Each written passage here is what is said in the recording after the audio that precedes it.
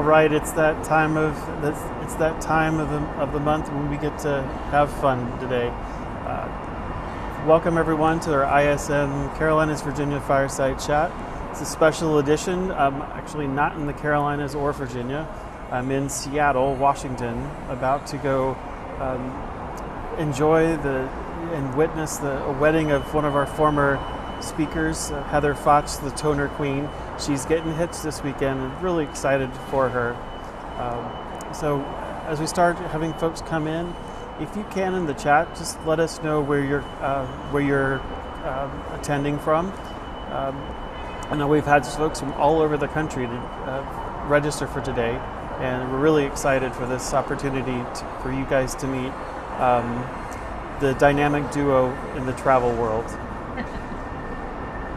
All right, Chicago, Raleigh, fantastic. It's starting to file in.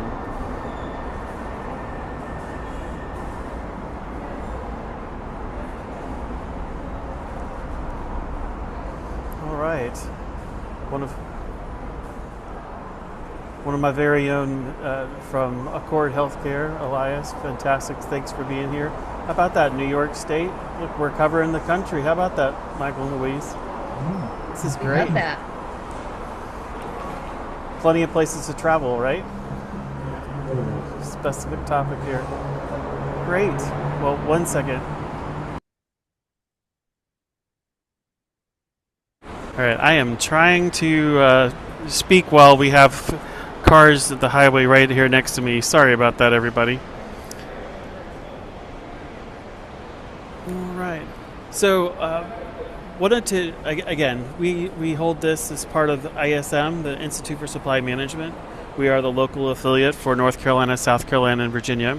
And we're the longest running, first organization of its kind for procurement, supply management, risk management, supplier diversity, and sustainability.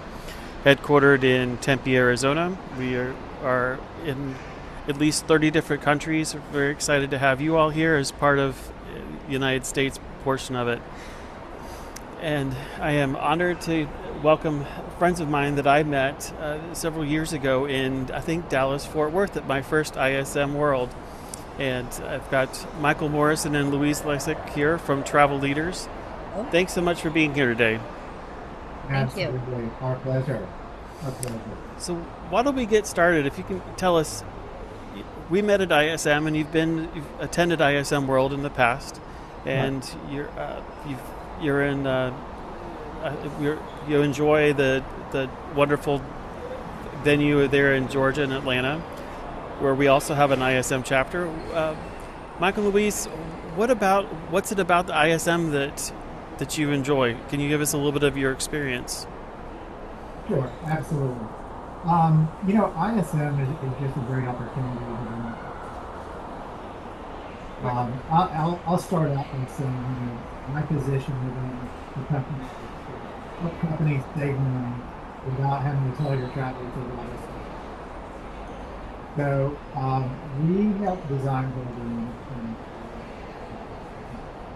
and what I love about ISM is that you're actually able to talk with educated procurement professionals. Many times, as I look back in the travel industry, I've been in the travel industry for over 20 years. And what has transpired is that at one time, travel fell to the travel manager within the company. And that has pretty much gone away, and now it falls to procurement teams. And fortunately for ISM, it's the education process. You're actually talking to knowledgeable people. And, we want to, make sure that everybody's getting the value, make sure that they're getting, as education from us as well. Let me step back just a little bit. During COVID, I actually worked as a consultant for a European consulting team, and we did major RFPs for corporations. My background, early years was in finance and accounting. So it was very good for me because I had always been kind of on a sales and marketing side of, travel management. It allowed me to get a different perspective from the buyer side. So therefore, whenever we were working on these really large RFPs, these programs, I would work on the financial side. I would take a look and I would say, okay, here's company A, B, and C. What are the differentiators from a financial perspective, looking at the transaction cost? And then, many times there would be one that was particularly good. Okay, this is the cheapest one.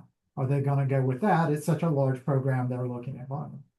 Never once did they ever go with the cheapest one. They always look, fortunately, because they did have very well trained procurement folks, they looked at the big picture. They weren't looking at the nickel and dime. They were looking, okay, what is the total value going to bring back to us? So I really think that really helps by having well-trained, well-established ISM people and being able to talk to them in relative terms, that they understand because, they totally understand the aspects of, looking, sourcing and bringing all that to the picture. So ISM just brings a wonderful collection of folks. And I'll also say it builds relationships, like we met you way back in Texas. Many of our current clients, we actually met at ISM and they became clients of ours over the years. Because they would remember our conversations, they would reach out to us. I can't tell you how many that we have, still in contact with, that are bringing their programs to us. So ISM has been just for us really, really beneficial. And for the procurement side, we're able to bring that value that they need. And Louise, do you want to? Yeah, hi everybody. I'm Louise Lassick, and I'm one of the owners of Travel Leaders. And thank you so much for allowing us to come to your meeting. Yeah, ISM has just been fantastic for us. Couple accounts. We signed Floor and Decor, which came from ISM. And when Michael talks about relationships, it was just such an interesting thing because they came up to our booth and I looked at this one lady there. I said, gee, I know you. Where do I know you? And we played that whole game. And before you know it, she worked where my mother used to live. And then another one of their Floor and Decor employees, I'm like, I could tell where he went to school just by talking to him. So we're really into the relationships because we're working with this really large account and travel is way more than just an airline ticket. And I think we need to get away from thinking, oh, it's getting from Atlanta to Seattle, whatever. That's just the tiny, tiny part of it. And with this account we're working on, we have to appeal to everybody. We have to appeal to procurement, to finance, to HR, because all of this is included. So that's what our program does. It's very, very extensive. We're a preferred partner with Concur. I'm sure most of you probably are familiar or used Concur in your past life, but it's been very good to us. I kind of feel this way. To me, trust is everything, and a relationship is everything. And so we handle a very large account, Mitsubishi, and it took us 4 years to get them. And so when it comes to patience, it's a timing thing, it's a relationship thing. And if I'm going to be giving you, X and Y, Z of travel volume, I want to know that you're going to be around, that you're going to care for me and take care of me like I'm one of your kids. So when you come to us, you're part of our family. And I know that sounds really crazy, but it is. I'm just going to give you an interesting story. Three of our executives were stuck in Dubai just a couple of months ago, and Uh-oh, I think Louise froze up. Maybe you can continue the story for? Absolutely. Yeah, we had a series of several executives it's that were in Dubai when the bombing started. And of course, all air traffic was closed. There were very few flights getting out during the day. So our team immediately went to work thinking outside of the box. How are we going to get these people out of Dubai? Because, they were really freaking out. And of course, the company higher ups were freaking out. These are some of our top executives. We've got to get them out. So fortunately, our team got very creative. and managed to get them out to other countries, not to the US, but get them out of the country first and then on back to the US, which because that was took a lot of work to figure out what flights were going to be leaving because flights were being canceled left and right, but we managed to do that. This sounds like a movie. This sounds like one of those like Yeah, Mission it really Impossible was. things. It really was. It was really, really, our team worked diligently because, okay, well, we know we can get you on this flight. It looks like it's going to leave, but, you're going to have to go to this country. You're going to have to stay there for 8 hours or so before we can get you on to the other place. So, because there just was no way to get out of the country at that time. But And I will So say it isn't just a VIP thing. It's everybody's treated that way because everybody's important. And that's kind of the way we look at it. It's, yeah, we need online booking tools. Yeah, we need this, we need that. But you also need people because there's always going to be things that happen with weather or, we all know that. So that's where people like to think they can do everything online. No, and not with travel. If you can control the weather and cancellations, wow. But that's where we shine. yes, very good, Louise. Thank you.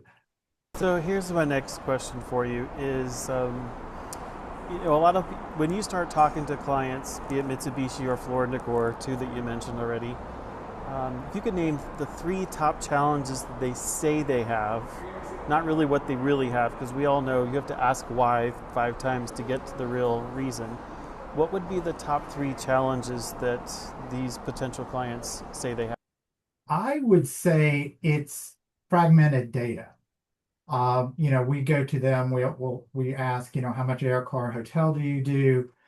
Many times they really don't have a good idea of what they're spending. So they don't have that visibility because some people may be going to maybe one of their preferred TMC. Some people may be going out doing it themselves.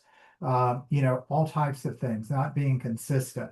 So they don't really have that consistency of knowing what they're doing. Also, the other thing is that we're hearing is poor and inconsistent service. I called my TMC. I had to wait on hold for 5 minutes. Finally, when I got through to somebody, I had to explain who I was. I had to explain why I was calling. I was then told that they could not help me. They had to send me over to somebody else. Then that person did. I had to go over and explain everything again. That person helped me with one part of it, but then referred me to somebody else. That just is not good service in our opinion. And we're seeing a lot of our competition go to chatbots. For me personally, whenever I have an issue, I need to talk to a professional that can help me, not a chat bot. Nothing can be more frustrating than getting into that cycle of a chat bot coming back at you, trying to tell you just a stock answer that has no relevance to what your problem is. And That And can I doesn't add a sound very fourth good. one? I was just going to say that's one quick thing is that sounds like AI gone wrong, right? Oh, yeah, yeah. In that sense. absolutely.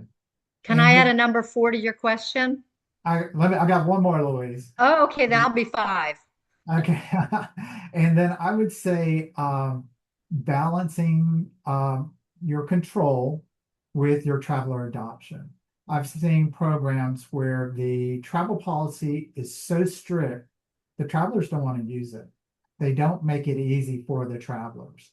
They put in booking restrictions that are so severe, they'll do everything they can to circumvent the preferred channel of booking travel. And and Louise, what would you like to say? My number five is there's a thing in our industry called virtual cards. A lot of customers that we do travel for have technicians that are called on to emergency sites, whether it be electrical, outages, things like that nature. And they didn't have a solution on how to do that because they didn't want to give all their employees a corporate credit card when that's kind of a very it's a type of business that you're here today, 6 months, you're moving on to something else. So we have a fabulous solution with virtual cards that there's never an actual card given, but we are able to transmit electronically to the hotel to pay for the travelers stay at the hotel. So there's no fraud, and it's just a great solution. So if any of you that have that type of travel, we do a lot of that, and it's very hands-on. It's last minute. Oh my gosh, the power's down. We got to get the team there. But this is a better way to handle it. And so that's a big part of our business. That's a Exactly. really creative solution. That's great because these folks are their job is to run out there and get to the location, not to Mhm. worry about where do I go on the Concur app and platform and so forth. They're supposed to be front line fixing stuff in that situation.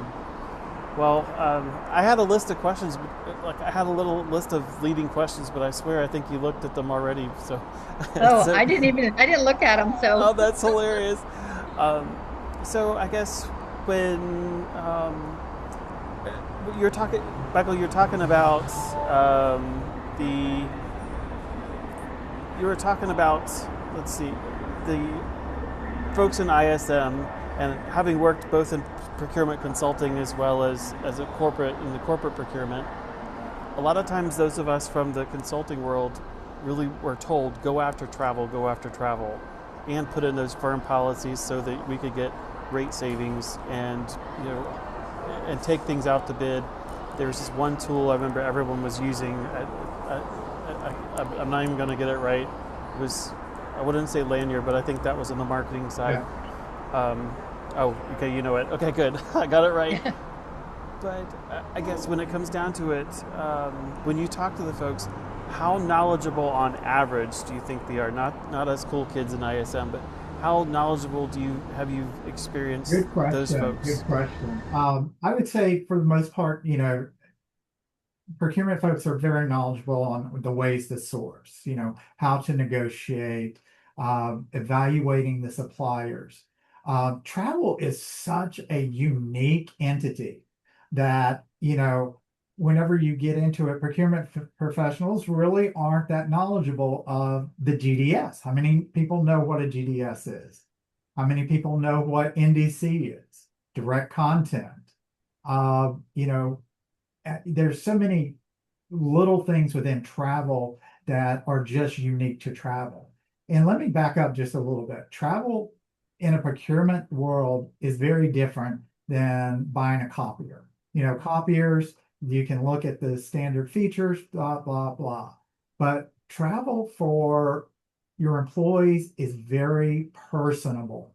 If something goes wrong, they're directly affected. And especially if you have an executive that is directly affected, that's a lot more serious than if a top copier goes down. So people do take it very personally. Um, you know, Understanding, we're see a lot of the AI travel management companies, how are they doing with unused tickets? Are they able to get waivers and favors from the airlines? Do procurement people understand what a waiver and favor is from an airline? So there are just so many little minute details that can go into a travel program that they may not realize. I will give you an example.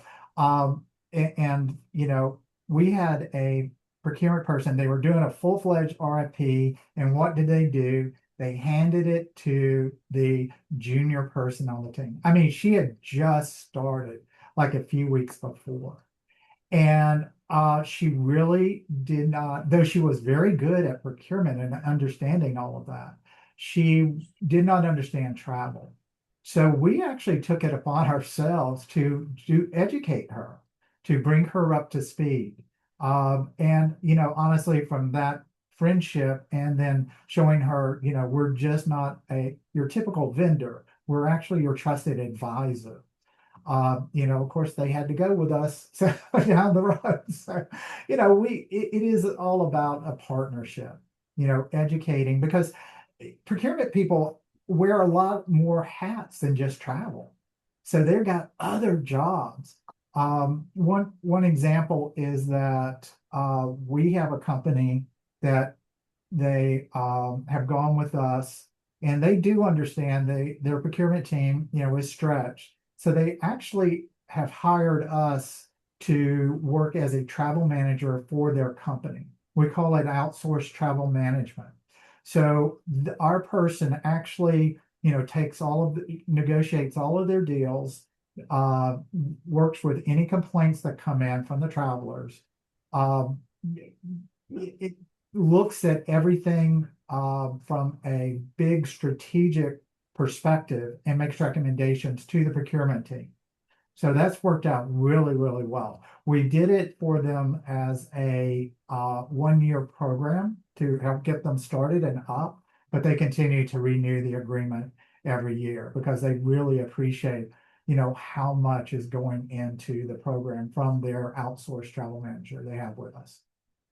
Well, that sounds like it sounds like the difference between pure sourcing, just running an RFP, and knowing the category itself, Right. right? You're Because you'll exactly see right. in IT, you've got subcategories with hardware, software, like you said, printers. In marketing, you've got agencies, you've got events, you've got um, promos, video, TV, those types of things, social now, right? But running an RFP is one thing, but knowing the category and the nuances of that are completely two different things. Exactly. Exactly. Well, and it's interesting that you're talking about the outsourced travel management because that kind of model, having worked in several categories, and many of the folks here today have also seen this, is that's kind of that's actually apparent in other categories. You'll see it in the temp labor space, you'll see it in the logistics space, you'll see it in the facility management space of integrated facility management or fourth party logistics or lead logistics providers and master services programs, MSPs. So it's interesting now to hear that type of full on outsourcing opportunities are even there too. So from a procurement perspective, we can go back to our stakeholders and say, well, if you don't have a travel manager, you want to trim down the actual headcount, but outsource Mhm. it with a higher with that expertise. There is that opportunity. It was the first I've heard of it. Exactly. And that you make a very good point. And this has really been beneficial because before COVID, most companies that, did 3, 5, $10 million in travel a year had a travel manager person that oversaw it. When COVID came, they did away with the positions and they never refilled the position when it came back. So it really opened up an opportunity for us to put our consultants in place to help our clients. And I want to say that with travel, a lot of companies don't realize, but it is the third, in most companies, it's the third largest controllable expense. So we know air is going to be pretty standard. Car rental is going to be pretty standard. But one area that is huge and there's an abundance of hotels is in the hotel industry. So we are really your advocate, negotiating contracts, moving your business around. If we get stuck married to one brand, everybody wants your business. So you need to have somebody who's proactive, who's going to say, you're doing X amount of volume with Marriott. Let's segue. Let's maybe move some of that to Hilton. They might give some benefits back. So there's a lot of things. We are just not an order taker. We will customize. And as Michael said, when we put in the travel manager for that one company, that was really a neat thing to do because we saw an area by working with this company. This is what you really need. So we are able to come up with these ideas and be proactive. We attend GBTA every year to be able to bring new software, new ideas, but we don't put them out there till we know they work. It's not, oh, okay, we can have the latest and greatest, but if it doesn't work, okay, that latest and greatest is no good. So it's a little different delivery on how we do things. And I Uh-oh, Louise froze up. So I'll jump in and kind of finish that up. One other aspect I would say is make sure, if you are going out and evaluating travel, that you bring in all of your stakeholders, bring in Mhm. HR, bring in IT, bring in security, especially bring in the executive assistants. Because let me tell you, if you can keep them happy, you're going to have a good program. They often know more than we think, right? Yes, exactly. So I got a question. If it's okay, I'm going to jump over here to one of the Sure. questions from Meet Patel. Since you mentioned the procurement teams sometimes miss things like airline waivers, favors, or value for you on unused tickets. From your experience managing travel programs and stays, what are some of the areas or sources of value that procurement teams often or commonly overlook, but that you end up suggesting, or you're the ones that bring it forward? Uh, let's see. I would say, first off, uh, understanding, keeping a large strategic open mind about your program. And, don't just focus on the transaction fee that somebody is offering. You got to look at the total value, of course. Um, and if and I think your question was, yeah, and one thing I would say, if you're evaluating the It's program, basically what are we missing? Like, what's are we sure. like the unused tickets is one thing, but And oh yeah, let's no, look yeah, at other areas that we're missing out on. yeah, the unused tickets is huge, huge, huge, huge. Well, one of our clients we brought on, at when we brought them on, they had $400,000 of unused tickets. 400,000. Yes, yes. We've got them down to $20,000 of unused tickets. And a lot of people that okay, I don't really need a managed program. If they don't use that ticket and it gets expensed or they don't go on the trip, that ticket is in their name. That is to them. So we identify those unused tickets. We have a controlled program where we utilize those tickets and we work with our clients, whether it be, hey, you've got a stack of unused tickets here. We need to use those. Do we wait until the traveler's going to travel again? Maybe somebody only travels once a year and they didn't go. Well, we get a waiver for a name change and we use it for somebody else. Um, I would say also hotels, hotels, hotels. That is a real opportunity that most of that I see procurement teams missing out on because it is so cumbersome to negotiate hotels. Okay, we've got our 5 hotels that we deal with, but they really might your program might could accept 20 hotels. So this is one area where we have engaged AI. So we utilize a AI that negotiates on our client's behalf. So it's not that back and forth, back and forth. Nothing can be more frustrating than you've negotiated an agreement, then the salesperson at the hotel leaves. Then you got to start all over. Yeah. And one aspect of hotels is the rate audit. I've negotiated this wonderful rate, for $150 a night, but for whatever reason in the online booking tool or even in our GDS, it's showing up at $200 a night. Well, the traveler books it and it goes through an AI audit process and it says, hey, wait a minute. We have got this hotel negotiated for $150 a night. Why is it booked at 200? Kicks it out. We then research, see what's going on. The AI will automatically rebook it, see what was going on. For some reason, up to 30% of negotiated rates will fall out of the booking systems. Yes, up to That's 30%. horrible. Yep, yep, yep. And most people don't even realize it. So that is a real area where we can make a difference.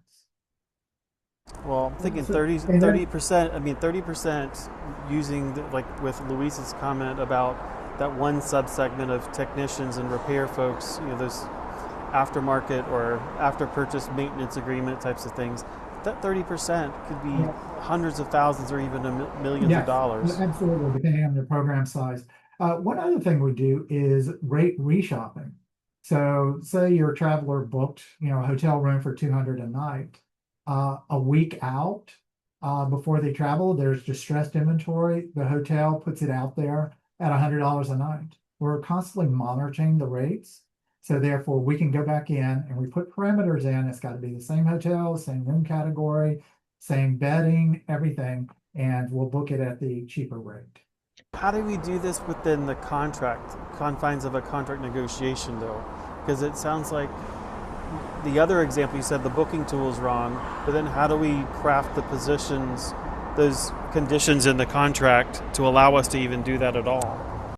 Well, say okay, for most of our clients, I would say, okay, you got a booked rate, you're going to book that rate, and it's typically going to be the lowest rate. I'm talking about things that may be outside of the contract, so outside of the agreement. So, and honestly, the majority of our travel is outside of agreements for their hotels. And I'm going to throw in something I think is really interesting. And this might be relevant to you all. With Mitsubishi, they had signed a 5-year contract with us, and they're getting right now in the process of re-signing. But Japan dictated everything to the point where they dictated you're going to use our concur. They would not allow North America to have their own concur contract. And if they had their own concur contract with us, the cost would be less. So they were kind of very controlling. Not only did they control the online booking tool, but they also controlled their hotel negotiations. They thought they were doing a great job by getting a 10% across the board with Marriott, Hilton, et cetera, et cetera. Well, that's not the case. We take that and look and go, wow, you're going to the Marriott Arlington, Texas. You got X amount of room nights. We can do way better. So we take it to a different level than just the easy way. So, if you look at, we have reporting that can show all your stats. So we know where you're spending, where you're spending, how you're spending, that we use that to keep negotiating. Well, that could even be bringing in free breakfast. I mean, how many times are you seeing Correct. that on expense reports? Right? Or Parking. Wi-Fi or parking? Yeah, those types of perks. Or, I mean, I've seen companies were able to negotiate, you're already going to be at this status when you go there, so you get free bottled water or whatever the perk is. Yes, exactly. So it sounds like, though, I mean, it's not just, I mean, it's not just looking at rates and we'll just get those rates for you. You're actually applying data analysis, probably even through AI now you can, to identify where are those real pain points, those here pain points, and not just the Hilton or Marriott or or in Exactly. circle hotels. I want to go back, but those types of chains or those types of groups. Yes, exactly. I mean, the automation has gotten so sophisticated. It looks at even book data. Say we don't have an agreement with this particular hotel, but it sees you've got 10 travelers going to this particular hotel. It will automatically generate an RFP out to that hotel to try to renegotiate a better rate for those 10 travelers. Well, okay. Here's then another question I had. First off, for any questions, any more questions, Meet. Thanks for that great question. It was very insightful. If you all have other questions, please put them in the chat. One thing that, as we kept talking, I kept like chomping at the bit to ask about events, national sales meetings, marketing sessions, trade shows, you name it. Morgan Stanley, like investor meetings, or your investor calls.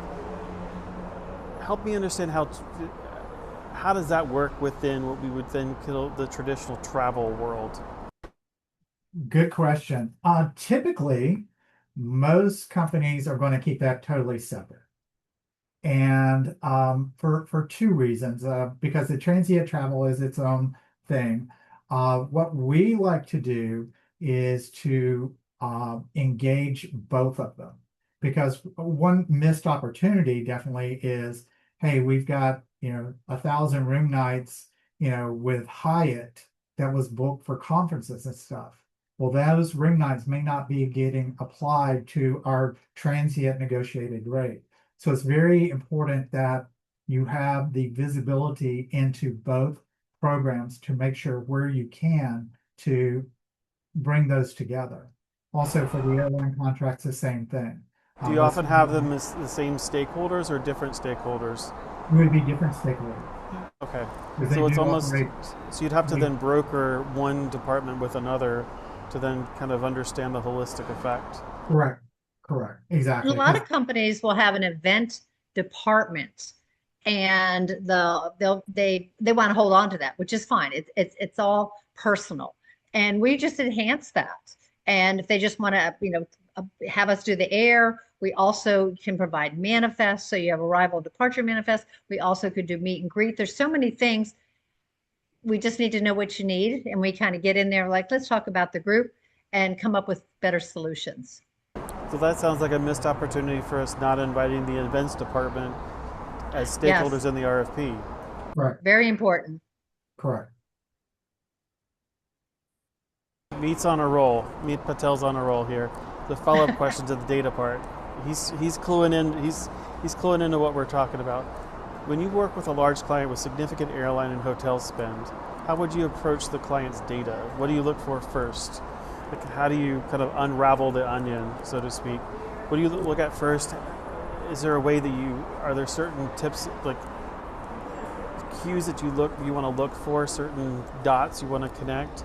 And then how do you then kind of root cause some of those levers that we could go then say, hey, this is really the problem. Can I jump in on that one? That sounds like fun. Go right ahead, Louise. But Louise first. So I'll go ahead and take it. We ask our clients to give us as much data as they possibly can. And unfortunately, sometimes they're not giving us the full data. So it's very important that you look at your expense data. So I've had people send us, their files. Okay, this is all of our expenses for the past year, and try to sort through that. We then look at, we actually take an approach to, depending on how much volume you have, we make sure that all of our clients have set up, first off, the first tier, what we call our soft dollar programs. Those are programs that you don't have to, minimal commitments. So if you don't make it, it's no big deal. But you get different favors. You get free tickets. You get free points to use for tickets for club access.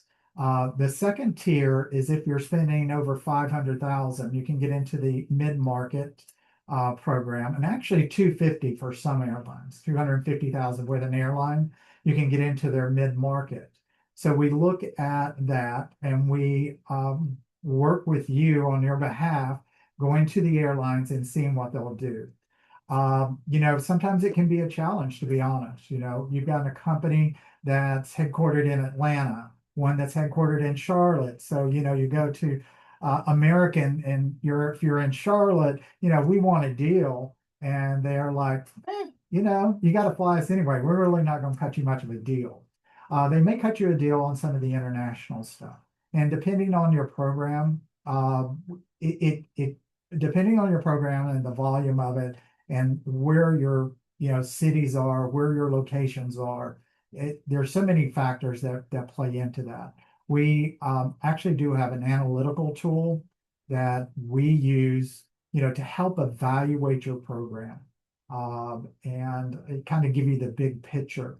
I like to say the what if scenario. What if we were to do this? What if we were to move market share over here? What if we were to move market share over here to this airline or even to this hotel? How may that affect our negotiating power? So we got a lot of tools and materials that we can help you. Am I back online or am I? Okay, I'm sorry to keep getting lost. I'm in a lot of wood around here. So, but another thing, when you're looking at data, we can see patterns of your travel to see, are you buying it ahead of time? And so we can isolate and say, gosh, here's a person who knew about their trip 2 weeks ago, but they waited till 4 days ahead of time. So this is information that we would share with you that goes through air, car, and hotel. That's going to make a huge difference. So you got to pay attention to that data. Also looking at the average ticket cost. If you're leaving out of Charlotte, we can compare that with other travelers out of Charlotte to see, is your average ticket cost higher? So all those analytics are that's how you can evaluate how you're really doing. I would say even something that both of you are saying actually with the airlines is maybe looking at the airlines themselves and where their hubs are, where their major nexus, those nexus points. If you say, like you said, Atlanta or Chicago or Dallas, it's American, United, and Delta, right? and then and then their alliance, and then those alliance, maybe the alliance groupings, trying to make sure you kind of understand from that lens how they operate, know your know your providers. Perhaps it sounds like something you were kind of hinting at. Exactly. Exactly.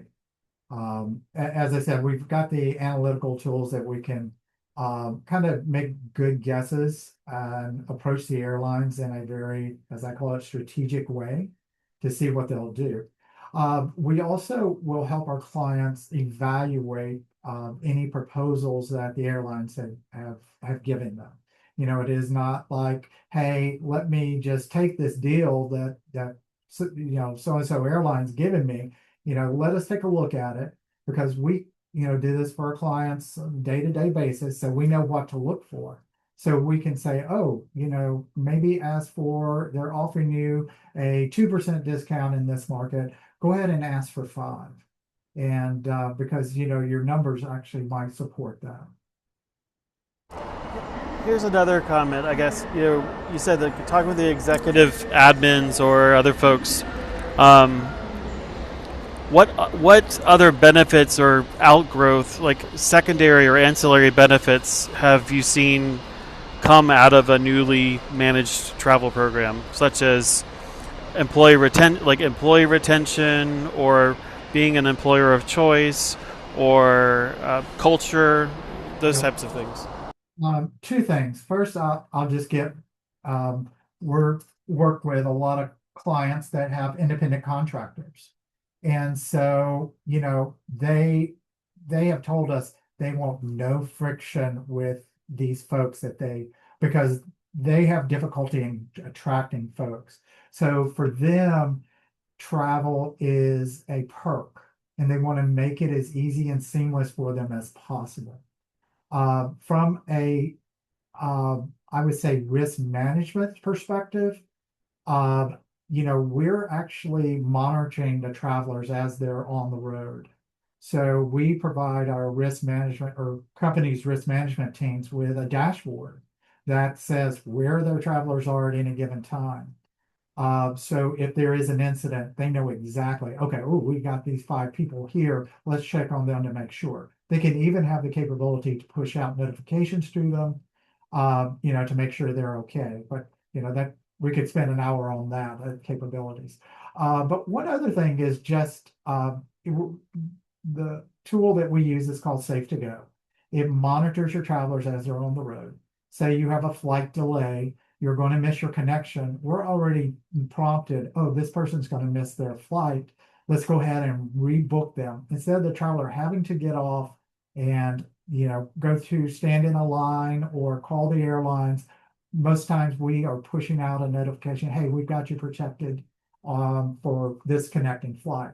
Or if there was nothing else, hey, we see there are no other flights tonight. We've gone ahead and booked a car and hotel for you near the airport so you can get on this the next morning. Well, you counteract the friction. You provide something that's frictionless. Right. You're constantly making sure that you monitor those executives that are in Dubai, as an example. Right. I wish I had you a few weeks ago when I got stuck in Boston with all the rainstorms they had all up the East Coast. That would have been great. Yes, exactly, exactly. Our folks can get pretty creative. Well, I guess maybe from a procurement perspective, that's something it may not be quantitative, but it's really that might even bring in your sales executives, your HR folks, your benefits kind of provider, the kind of things, and as well as your employee relations and recruiters to say, hey, give them that as their script, so to speak. Wonderful. We know the stress. Travel is so stressful. And when things go wrong, that's when yeah, we can book things online, we can do this, but my goodness, when something goes wrong, there's nothing better than have someone pick up the phone and say, I'm going to take care of it. You don't have to worry. Go have a cup of coffee, glass of wine, whatever. We're going to have it done. And that, I mean, to me, that peace of mind, oh my goodness, that's just huge. I love that. And I can't believe that I'm unique. I think everybody in this world, in our society today, we need to be taken care of. And Doesn't matter what level of an employee you are. I mean, this one company we're talking to right now with the technicians, it was wonderful to sit with them and hear his perspective that these guys are working their fannies off. The job got done early and they got to get home. They've been on the road for 3 weeks, whatever. And that's all that mattered. And it was like, wow, we liked hearing that because you know what? People are important and your employees are important. And if they're happy, they're going to stick with you for a long time. And that's what we're looking for. We're not looking for, hey, sign a contract with us for a year or two. We want you forever. We want to take care of you. Exactly. Exactly. And also many of our travelers, of course, we got a younger workforce are just texting us their requests. They're not accustomed to picking up the phone. They'll text us, hey, I've got this issue. Can you see if there's an earlier flight leaving this afternoon? Boom. Well, so here's another question. I think back to Louise's point in that when that case study of a certain segment, that even sounds like an area that we would be overlooking as well. Looking at specific employees or specific functions that are the higher users of travel, or for specific reasons. The high touch, the high customer retention, for us as the corporation, to make sure that those customers have that we care about them like you care about us.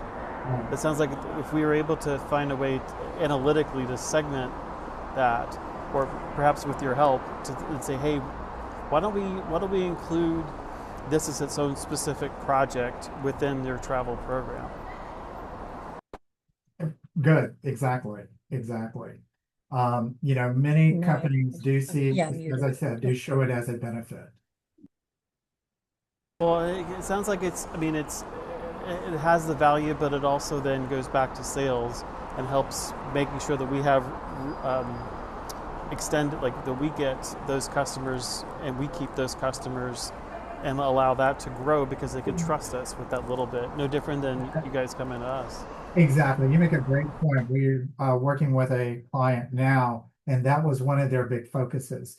Because, as I mentioned, they do hire independent contractors. And that is one of their big selling points to getting new business is that we have the flexibility to get people. We don't have to, we have a great team that behind us to get, because they're last minute. I mean, when they have to go, their cruise, they have to go tomorrow. So, being able to fulfill that really does help a sales team make those commitments to their clients. So I'm going to go into a little bit of an awkward thing towards the tail end. Yeah. I've been trying to hide the elephant in the middle of the room. On compliance and travel policies, what are ways that you guys have seen allow? And you talked about that when we just started to talk. How do you find that? How do you help your clients find the right balance between compliance and adoption, or gaming the system? Let me tell you, these travelers have gotten really sophisticated. They're really, really good. Okay, I've got a 3 hour time window that I can do, so they'll get it, do it just right, or they're gotten really good. So we do keep a analytical look at the lowest logical fares, what was actually booked, from an analytical standpoint, what the average hotel rate was a particular, so you don't have a negotiated rate in a town. But they book something for 300 a night, but the average room rate in this hotel city is 200 for the same equivalent hotel. Why are they doing that? So we're able to, as I say, we don't want to be the police necessarily. Some of our clients do, and it depending on how your policy works. Some of us do have us be the police. We are the enforcer. You have to go strictly by this. Boom. Others, for the most part, are, we're going to be a little more lenient. We want you to follow this. This is a suggestion. At the top of the booking list, you go to your app, your preferred rates are at the top. It may be set up so that if you don't pick the preferred rate, why did you not pick your preferred rate? Why are you flying this, airline that's not preferred that we have a discount on? Or why did you book the day before Yes, versus yeah, 2 weeks or 3 weeks ahead of time? exactly, exactly. And we have gotten so sophisticated, we can drill down to specific traveler. So we give them, our software will give us a grade, and it will grade the program, how well it's doing. We set up goals and parameters. So A, B, C, D, F. We can do that by division. So we can look at a particular division, see how well they're following compliance. And it can also drill down to an individual traveler. So, I would think it also could come down to cost leakage due to yeah, the well, failure, you and know, maybe that's a way we have to then tattle on it. The tattletales have to come to finance. exactly, exactly. And you make a good point with that because we do are able to say, okay, well, they booked their air because they have to use the company credit card for the air. So they have to do it that way. So the air came through, but they're traveling for 3 days and they didn't book a car and hotel. What is up with that? Are they going outside the rules here for whatever reason? And and I think that comes back to from a travel management perspective that we have to educate the travelers. We have to show them why to do this, why to be a good corporate citizen and follow these negotiated agreements. Because if you start going outside of the preferred booking policies and something happens to the traveler and the company doesn't know why they were traveling, why were they here? And this happened, So it opens the company up for some liability issues. That's a good point. I mean, if they went outside the tool, you don't know where they are, so your risk assessment or um, traveler monitoring opportunities, you can't use Wrong. them. Correct. But One then of the again, first things we do when we bring an account on board, and we can do it even prior to that, is analyzing your travel policies. So that's something that we offer our customers because, hey, maybe it hasn't been updated in years. Maybe things change daily in our industry. So you need to be aware of that. That's great. Um, well, I can't thank you guys. I mean, we're getting up here to the close of the end of the hour. Can you believe time just flew for us? That's a it's, sign of a good conversation. exactly. Thank you. We appreciate the opportunity. Yes. Well, Thank you so much. well, how can I guess how can all of us here benefit or get in touch with you all? Is there are you, will there be could, will you be able to? Do you guys have like a group on LinkedIn or other types of other types Yeah, of opportunities for us they to can reach reach people? out directly to me on LinkedIn. Let me put that in the chat here. Just give me one Thank you. moment.